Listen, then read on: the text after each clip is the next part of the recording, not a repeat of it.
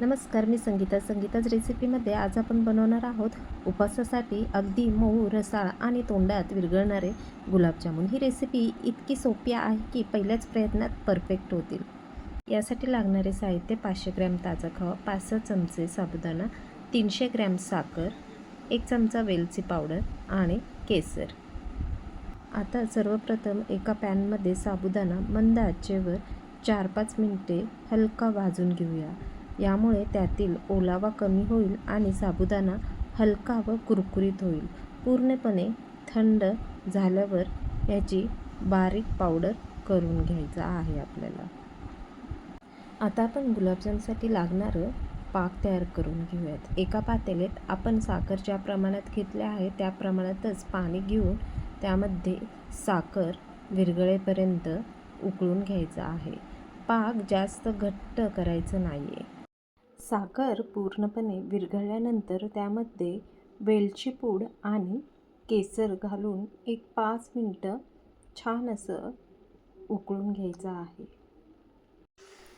पाक हलकासा चिकट झाला की गॅस बंद करून घ्यायचा आहे। आता खवा किसणीच्या साहाय्याने बारीक किसून घेऊयात। त्यामुळे खवा एकसारखा होईल आणि गुलाबजाम मऊ, गुळगुळीत तसे छान तयार होतील। आता या किसलेल्या खव्यात तयार केलेले साबुदाणा पीठ गाळणीच्या साहाय्याने चाळून घेऊयात। त्यामुळे पिठात गुठळ्या राहणार नाहीत आणि खव्यामध्ये ते छान एकजीव होईल। आता खवा आणि साबुदाणा पीठ हलक्या हाताने छान मळून घेऊया। मिश्रण अगदी मऊ, गुळगुळीत आणि एकजीव झालं पाहिजे। यामुळे गुलाबजाम मऊ, स्पंजी आणि अतिशय स्वादिष्ट तयार होतील।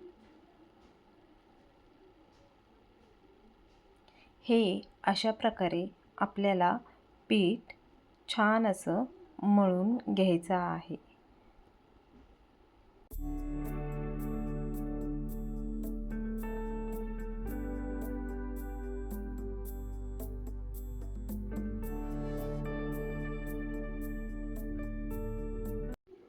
अशा प्रकारे आपल्याला खवा आणि साबुदाणा पीठ हाताने छान मऊ असं मळून घ्यायचं आहे। आता तयार मिश्रणाचे आपल्या आवडीनुसार लहान लहान गुळगुळीत गोळे तयार करून घेऊया। गोळ्यांना कुठलेही तडे राहू देऊ नका, त्यामुळे गुलाबजाम तळताना फुटणार नाहीत आणि छान गोल मऊ तयार होतील।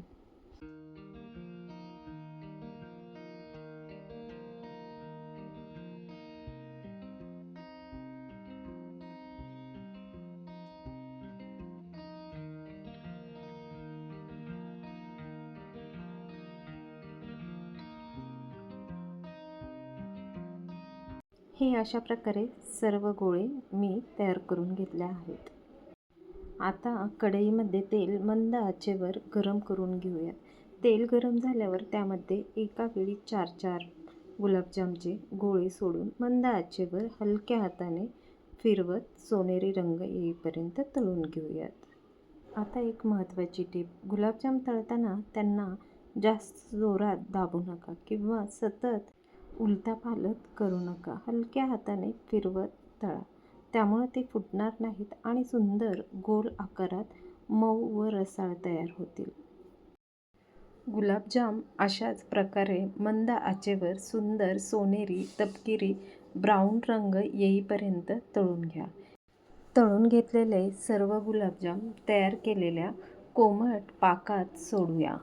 गुलाबजाम किमान 2 तास पाकात मुरून द्या, म्हणजे ते छान आणि रसाळ स्वादिष्ट होतील। अशा प्रकारे सर्व गुलाबजाम एका मागोमाग एक मंद आचेवर सोनेरी तपकिरी रंग येईपर्यंत तळून घेऊयात।